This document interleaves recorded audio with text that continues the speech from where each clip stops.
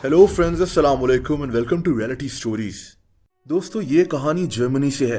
एक ऐसा वाकया जो जर्मनी में आज भी किस्से कहानियों में याद किया जाता है। ये एक लड़की की इंतहाई अजीब कहानी है। दोस्तों, आज से तकरीबन 200 साल पहले जर्मनी के एक गांव मुटलिंगन में एक टूटे फूटे लकड़ी के घर में 4 यतीम बहन भाई अपने एक रिश्तेदार एंड्रियास के साथ रहते थे। इन बच्चों के माँ बाप बचपन में ही मर गए थे, इसीलिए इन सब की देखभाल एंड्रियास करता था। इन 4 बहन भाइयों में से एक लड़की का नाम गोटलाइबन डाइटस था। ये लड़की अपने बहन भाइयों से मुख्तलिफ थी। दरअसल इसके साथ बचपन से ही एक इंतहाई अजीब वाकया होता था।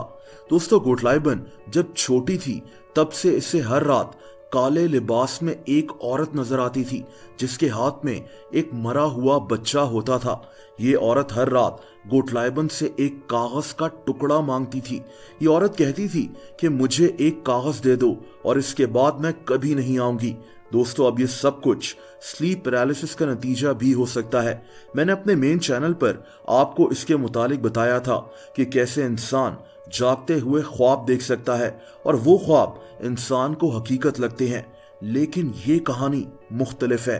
दरअसल 1840 में जब इस लड़की की उम्र 24 साल हुई, तब इस लड़की के साथ कुछ ऐसा हुआ जिससे मुटलिंगन गांव के लोग हिलकर रह गए। दोस्तों, हर रात गांव के लोगों को इस घर से आवाजें सुनाई देती थीं। ये आवाज ऐसी होती थी जैसे कोई जोर जोर से दरवाजे पर दस्तक दे रहा हो। ये आवाज इतनी ऊंची होती थी कि रात की खामोशी में इस गांव में ये आवाज गूंजना शुरू हो जाती थी। दोस्तों, दूसरी तरफ 24 साला गोटलाइबन बहुत अग्रेसिव होती जा रही थी। ये अक्सर बैठे बैठे अपने बहन भाइयों पर हमला कर देती थी। मजबूरन इसके बहन भाई खौफ के मारे इससे दूर रहते थे। इनको कुछ समझ में नहीं आ रहा था कि इस लड़की के साथ क्या हो रहा है। ये सिलसिला 2 साल तक चलता रहा।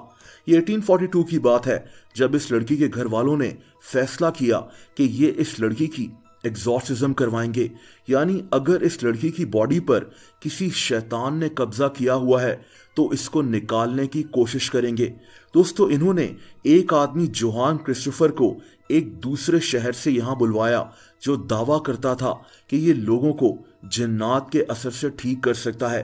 कहानी के मुताबिक जब ये आदमी इनके घर पहुंचा तो गोटलाइबन ने इसको देखकर अपनी आंखें नोचना शुरू कर दी। ये लड़की किसी अनजान जबान में इस आदमी पर चिल्लाने लगी। ये क्या बोल रही थी किसी को समझ में नहीं आ रहा था।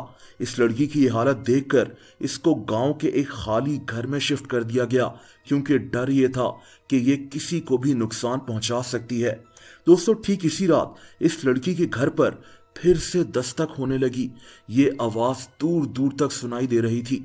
इस दस्तक की आवाज सुनते ही गोटलाइबन किसी जानवर की तरह चीखने चिल्लाने लगी और इसके मुंह से झाग निकलना शुरू हो गई। दोस्तों, कुछ दिनों के बाद गोटलाइबन की एग्जॉर्सिज्म करने का फैसला किया गया। इसके पास कई लोग मौजूद थे। इसे एक टेबल पर रस्सियों से बांध दिया गया। कहते हैं कि इस एग्जॉर्सिज्म के दौरान इस लड़की के मुंह से रेत और लोहे के कील निकल रहे थे।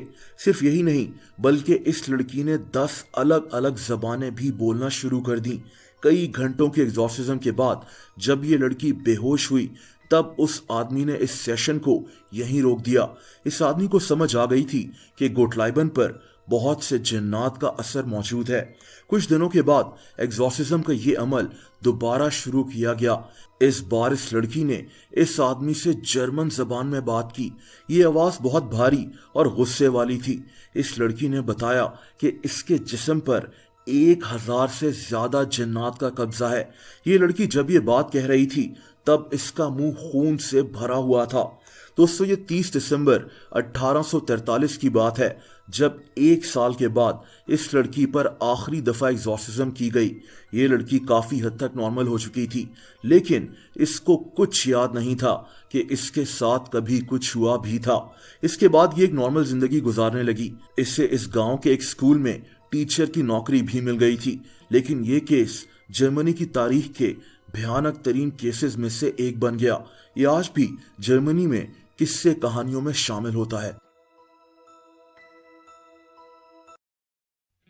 दोस्तों, अगर आप मुझे इंस्टाग्राम पर भी फॉलो करना चाहें तो उसका लिंक नीचे मौजूद है।